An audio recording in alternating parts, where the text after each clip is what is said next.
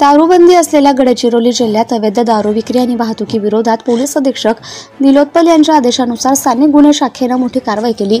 1 October 2025 रोजी Aheri police station हद्दीतील मद्दीगुडम येथे टाकलेल्या धाडीत पोलिसांनी अवैध विक्रीसाठी साठवणूक केलेला सुमारे 73,40,000चा मुद्देमाल जप्त केला। स्थानिक गुन्हे शाखा गडचिरोली यांना मिळालेल्या गोपनीय माहितीनुसार मद्दीगुड्डम तालुका अहेरी येथे काही इसमांनी अवैधरित्या देशी दारूचा साठा करून ठेवला होता।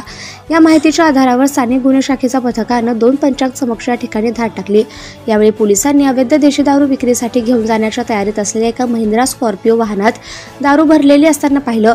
पोलिसांनी मिथुन विश्वास मडावी याला वाहनासह ताब्यात घेतलं, मात्र पोलीस पथक आल्याची चाहूल लागताच त्याचे इतर 3 साथीदार घटनास्थळावरून पळून गेले। या कारवाईत पोलिसांनी 730 बॉक्स अवैध देशी दारू आणि 15 लाख रुपये किमतीचे एक महिंद्रा स्कॉर्पिओ वाहन असा एकूण 73,40,000 रुपये किमतीचा मुद्देमाल जप्त केला। या प्रकरणी अहेरी पोलीस स्टेशनमध्ये मिथुन विश्वास मडावी आणि इतर 3 फरार आरोपींविरुद्ध गुन्हा दाखल करण्यात आलाय।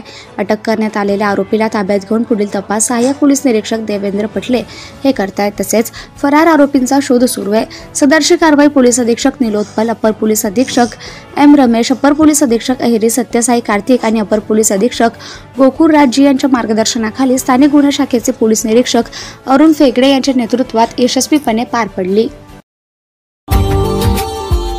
Subscribe now and press the bell icon. Never miss an update.